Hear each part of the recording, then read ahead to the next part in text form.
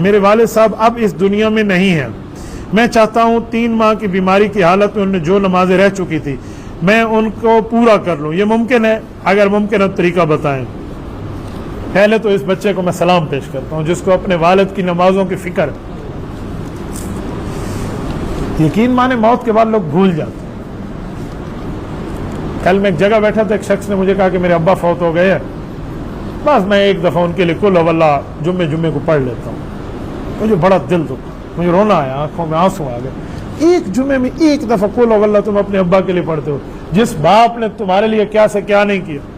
یاد رکھو ماں باپ کو نہیں بھولنا، اگر وہ دنیا میں ہے تب یا دنیا سے چلے گئے تب تک تمہاری خوش قسمتی برقرار ہے جب تک تم اپنے ماں باپ کے ساتھ مخلص ہو۔ اور مخلص کا معنی یہ دنیا میں زندہ ان کی ضرورت پوری کرو، فوت ہو گئے ان کی ضرورت پوری کرو۔ وفات کے بعد کی ضرورتیں کیا ہیں؟ بہت سی ضرورتیں ہیں۔ پہلی ضرورت ایصال ثواب ہے، پڑھ کے بخشیں، جتنا ہو سکے خود پڑھیں۔ 10 بندوں کو بولا تم پڑھ کے بخشو، کوئی کسی کے ماں باپ کے لیے نہیں پڑھتا بھائی، اپنے لیے اپنے ماں باپ کے لیے خود پڑھو، دوسروں پہ وہ نہ پڑھیں، وہ ایسے سپارہ رکھ کیا کر دیا سر میں پڑھ کے دے۔ آپ کو کیسے پروف کریں گے کہ انہوں نے پڑھ لیا؟ خود پڑھو خود، ٹھیک ہے۔ دوسرا، ماں باپ کے دوستوں کے ساتھ حسن سلوک کرو۔ جو ماں باپ کے دوست تھے نا، ماں کی سہیلیاں یا ابا جی کے دوست تھے، ان کے ساتھ عزت کے ساتھ رہو ماں باپ کی وفات کے بعد۔ پتہ ہے کیوں؟ یہ دوست اپنے والد، آپ کے والد کو ملے گا نا قیامت میں، تو ہو سکتا ہے تیرا ابا تجھ سے ناراض ہو تو یہ دوست سفارش کر کے گا کہ تیرا پوتر بعد چنگا آئی، وہ اچھا تھا ہمارے ساتھ، اچھا تھا آپ کا بیٹا، تو دوست کے کہنے پہ اچھا راضی ہو جائے گا۔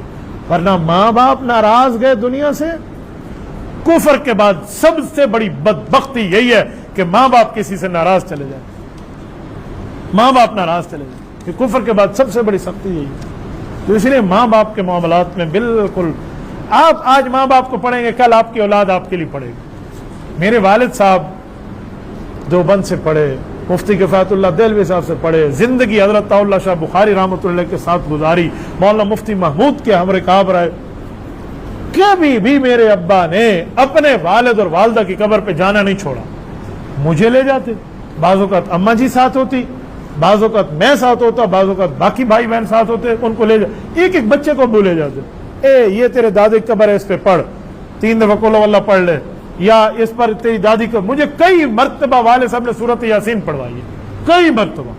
حضرت درخواستی رحمۃ اللہ تشریف لائے تو ابا جی ہمارے دادا جان حضرت مولانا عبد الخالق قریشی رحمۃ اللہ ان کی قبر پہ لے کے گئے اور وہاں ان سے دعا کروائی، باہر ٹھہر کے پھر قبر پہ لے گئے۔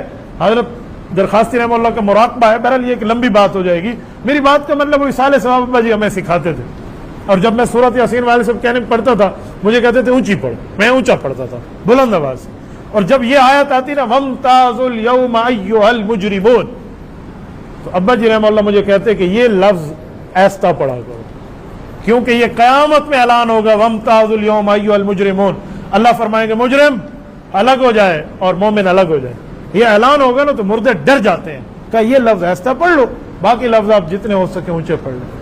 تو کئی مرتبہ میں نے دیکھا، اس کی وجہ آج میں بھی جاتا ہوں، میں اپنے بچوں تک کو لے جاتا ہوں کہ دادے کی قبر ہے، یہ تمہاری دادی کی قبر ہے، یہ تمہاری بہن بھائی کی قبر ہے، یہ فلاں فلاں، کیوں لے جاتا ہوں؟ اس وجہ سے اصل اپنی آخرت کا لالچ ہوتی ہے انسان میں۔ تو ماں باپ کے معاملات کبھی نہ چھوڑو۔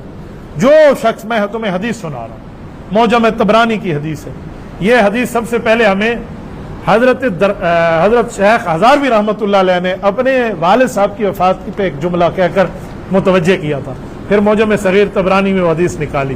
حضرت ابو ہریرہ فرماتے ہیں اللہ کے رسول صلی اللہ علیہ وسلم نے فرمایا من زار قبر ابویہ او احدہما، فرمایا کسی کے ماں باپ دونوں فوت ہو گئے ہوں یا ایک، اور وہ بندہ جائے ان کی قبر پہ، فی کل جمعۃ، ہر جمعہ جائے تو 2 انعام ملیں گے، غفر لہ ما تقدم من ذنبہ، پچھلے گناہ اللہ معاف کریں گے، وکتبت برا، اور اس بندے کو جہنم سے بری لکھ دیں گے۔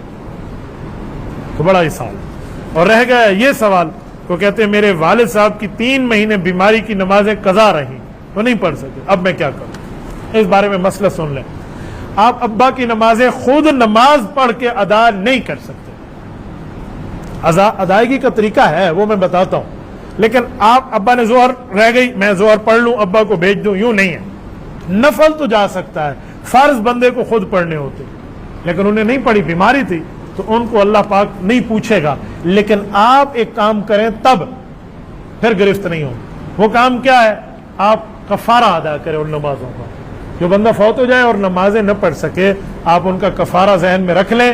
ان کا کفارہ ایک نماز کا اتنا ہوتا ہے جتنا ہم ایک بندہ روزے کا فطرانہ دیتا ہے. ایک بندہ ہم روزے کے فطرانہ دیتے ہیں نا، روزہ رکھنے والا بھی فطرانہ دے، نہ رکھنے والے کا تو معاملہ ہے ہی نا.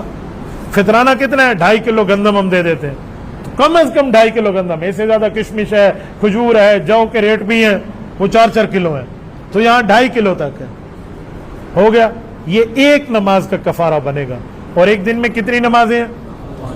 6. وطروں کو بھی گنیں گے. عام طور پہ تو ہم 5 نمازیں کہہ دیتے ہیں نا، جب کفارہ دیں گے تو پھر وطر کو الگ نماز گنیں گے اور 6 گنیں گے. تو 6 نمازیں ایک دن کی بنیں گی. 3 مہینے کا آپ حساب لگا لیں. ٹھیک ہے، روزانہ کے 6 کے ساتھ آپ ملٹیپلائی کر لیں تو آپ اتنے کا کفارہ دے دیں. یہ کفارہ انشاءاللہ تعالی والد صاحب کو اللہ کی گرفت سے ضرور بچائے گا. اور یہاں ایک بات ذہن میں اور بھی رکھ لیں، بعض بندے بے ہوش ہوتے ہیں، مثلا انہیں کہتے ہیں قومے میں ہوتے ہیں، ان کی نمازوں کا نہیں کہہ رہا، کیونکہ کسی کی بے ہوشی آ گئی اور 6 نمازوں تک بھی بے ہوشی رہی تو اس کا کوئی کفارہ نہیں ہے اس وقت کا، کیونکہ وہ تو بے ہوشی میں چلی گئی. آپ اس کا نہیں کہہ رہا. یہ وہ ہے جب وہ زندہ سلامت ہے، بیماری کے ساتھ ہے، پڑھ نہیں سکتے تھے، ان کو چاہیے تھا اشارے سے پڑھ لیتے، آپ انہیں تیمم کرا دیتے، پڑھ لیتے، پر نہیں پڑھے تو یہ غلطی ہے. تو اس کا اس طرح کفارہ دیا جا سکتا ہے.